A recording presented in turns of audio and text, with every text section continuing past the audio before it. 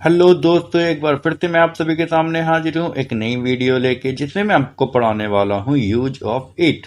तो आज मैं आपको इट के बारे में पढ़ाने वाला हूँ। आपने इट के कई सारे यूज किए होंगे, लेकिन आज मैं आपको कुछ नए रूल्स बताने वाला हूँ इट के। इट एक तरह का प्रोनाउन होता है और अक्सर हमारे स्पोकन क्लासेस में और गवर्नमेंट जॉब के एग्जाम में इट का प्रयोग बहुत ही इंपॉर्टेंट है, अक्सर पेपर में आते रहते हैं। तो ज़्यादा समय वेस्ट ना करते हुए आइए हम पढ़ते हैं। और पढ़ने से पहले यदि आपने अभी तक हमारे चैनल को सब्सक्राइब नहीं किया तो प्लीज़ सब्सक्राइब जरूर कर दे और इसका बेल आइकन भी दबा दे। तो आइए हम करते हैं case number 1। It is used for non-living things, animals, infant and insects. This is the plural form of it. जहाँ पर हम देख सकते हैं it एक नॉन लिविंग थिंग्स के साथ प्रयोग होता है, एनिमल्स के साथ होता है, इन्फेंट के साथ होता है और इंसेक्ट्स के साथ होता है। तो आपको यहाँ पे ध्यान देना है कि इट का प्रयोग नॉन लिविंग थिंग्स के साथ होता है और एनिमल्स के साथ। जब भी हम किसी एनिमल्स का प्रयोग करते हैं तो उनकी जगह पर जो प्रोनाउन यूज किया जाता है वो होता है इट। और इन्फेंट इन्फेंट मतलब होता है बच्चे, भ्रूण जो पेट में होते हैं या फिर जो बिल्कुल ही नवजात शिशु होते हैं, उनके साथ भी इट का प्रयोग होता है। और इंसेक्ट्स का मतलब होता है कीड़े मकोड़े, उनके साथ भी हमें इट का प्रयोग करना चाहिए। तो आइए हम देखते हैं। America is a developed country, it is a super power. तो यहाँ पर आप देख सकते हैं अमेरिका एक डेवलप्ड कंट्री है, यह एक सुपर पावर भी है। तो अमेरिका की जगह पे हमने यहाँ पे इट का प्रयोग किया है। A car killed a snake. It is lying on the road.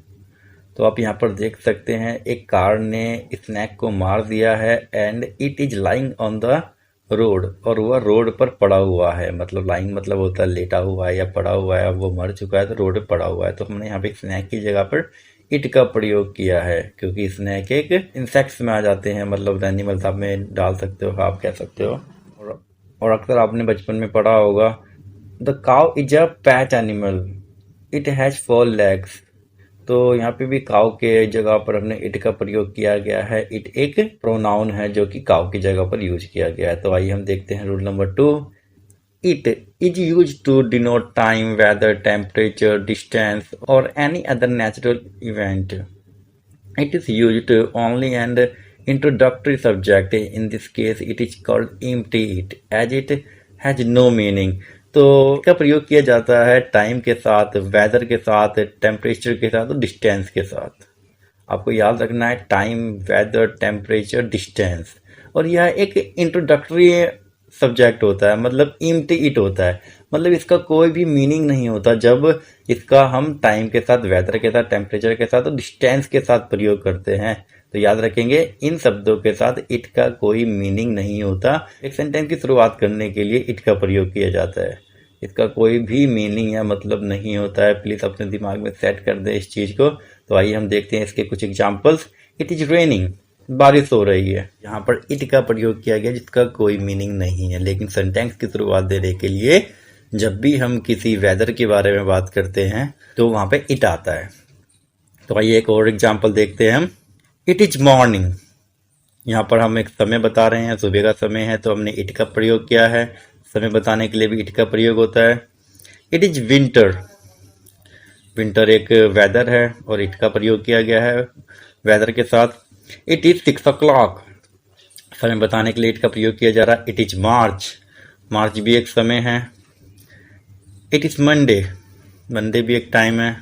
It is 46 degree Celsius, जैसे कि आजकल दिल्ली में बहुत ज़्यादा गर्मी है तो 46 डिग्री सेल्सियस तक तापमान पहुंच चुका है। तो अगर हम इसको इंग्लिश में बताएंगे तो हम कहेंगे इट इज 46 डिग्री सेल्सियस। तो आइए हम देखते हैं next case. It is also used in infinite clause and gerund. इसका प्रयोग हम इनफाइनाइट क्लाउज और जीरंड के साथ भी करते हैं, जैसे कि it is easy to solve it, यह सॉल्व करने के लिए बहुत ही आसान है। यहाँ पे इट का प्रयोग किया गया। इजी एक इनफाइनाइट क्लाउज है। इट इज सैड दैट, ये भी एक क्लाउज है। It is sad that virtue it's on reward. तो यहाँ पर देखो इट इज सैड एक क्लाउज के साथ इट का प्रयोग किया जा रहा है। उसके बाद देखेंगे हम rule number 4। It is use in a sentence as a subject to emphasising the noun और प्रोनाउन। इट का प्रयोग ऐसे सेंटेंस में होता है जब हम नाउन और प्रोनाउन को इम्फेसाइज करते हैं, नाउन और प्रोनाउन को नाउन और प्रोनाउन के ऊपर हम दबाव डालते हैं। तो आइए देखते हैं इसके कुछ example. It was he who made this mistake. तो यहाँ पर हम दबाव डालते हुए कह रहे हैं कि ये वही व्यक्ति है जिसने गलती की है। तो इट वॉज ही, तो यहाँ पर हम ही के ऊपर दबाव डाल रहे हैं, एक नाउन और या एक प्रोनाउन के ऊपर दबाव डाला जा रहा है, इसलिए यहाँ पे इट का प्रयोग किया है। It is I who got first prize in the class. तो यहाँ पे मैं अपने ऊपर दबाव डालता हुआ कह रहा हूँ कि फर्स्ट प्राइज मैंने जीता है। अब मैं आपको पढ़ाता हूँ difference between this and it. तो दिस एंड इट के बीच में क्या डिफरेंस होते हैं और अक्सर हम अपने लाइफ के अंदर यूज भी करते हैं। देखा जाए तो इसका मीनिंग जो होता है वो सेम होता है, यह तो सेम मीनिंग होने के बावजूद इसके बीच में काफी सारे डिफरेंसेस होते हैं। तो आइए हम देखते हैं इसके differences. This is used to point to what a person or think, or for the introductory of a person, or when the singular object or person is placed at the near distance. तो this का प्रयोग हम हमेशा व्यक्ति और वस्तु के लिए करते हैं एक इंट्रोडक्टरी सब्जेक्ट के तौर पर, जब वह ऑब्जेक्ट या पर्सन हमारे बहुत ही नियर होता है तो हम दिस का प्रयोग करते हैं। दिस इज ए बुक, यह एक बुक है। दिस इज ए पेन, यह एक पेन है। This is Rohan my cousin, यह रोहन है मेरा कजन। तो देख सकते हैं आप तीनों के अंदर, ये तीनों के तीनों जो बुक, पेन और रोहन है वो मेरे बहुत ही नियर हैं। और इट का डिनोट हम करते हैं, it denotes the time distance weather here this is not use for this purpose. और इट का प्रयोग टाइम के साथ, डिस्टेंस के साथ, वेदर के साथ किया जाता है। जब भी हमें टाइम बताना हो, डिस्टेंस बताना हो, वेदर बताना हो तो हम इट का प्रयोग करते हैं। जैसे कि it is 10 AM, it is winter, it is night. तो आप देख सकते हैं यहाँ पर हम लगभग समय बता रहे हैं। विंटर मतलब एक मौसम है, मौसम के बारे में बात कर रहे हैं। नाइट एक टाइम है, हम टाइम के बारे में बात कर रहे हैं। तो यहाँ पर हम एक छोटी सी बात और देखते हैं, note a noun can be used after this. लेकिन जब भी हम नाउन का प्रयोग करते हैं तो उससे पहले हमेशा ही दिस का प्रयोग होता है। This book is mine. तो यहाँ पर आप देख सकते हैं यहाँ पे बुक का प्रयोग किया जा रहा है। बुक एक नाउन है, नाउन से पहले हमने दिस रखा, ठीक है। तो this book is mine. It is pronoun and hence a noun can not be used after it.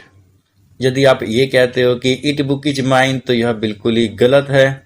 लेकिन आप अगर इसको इट के साथ बनाना चाहते हो तो आप कह सकते हो इट इज माई बुक। तो यहाँ पे इट के साथ यह बुक बिल्कुल ही सही है। अगर आप बुक को एज ए ऑब्जेक्ट रखते हो बिल्कुल लास्ट में तो आप इट से सेंटेंस बना सकते हो। लेकिन अगर आप बुक को आप बोलना चाहते हो यह बुक, तो वहां पर हमें दिस का प्रयोग करना पड़ेगा। और यहाँ पर आप देख सकते हैं माइन और माय दोनों ही लगभग सेम मीनिंग होता है, लेकिन माइन को सबसे लास्ट में यूज कर रहे हैं। माइन का मतलब होता है मेरा। तो आइए मैं माइन के कुछ एग्जाम्पल और बताता हूं। यू आर माइन, तुम मेरे हो। और इट का प्रयोग हम सिंगुलर नाउन और नॉन लिविंग थिंग्स के साथ करते हैं या फिर इन्फेंट के साथ करते हैं, आपको याद रखना है।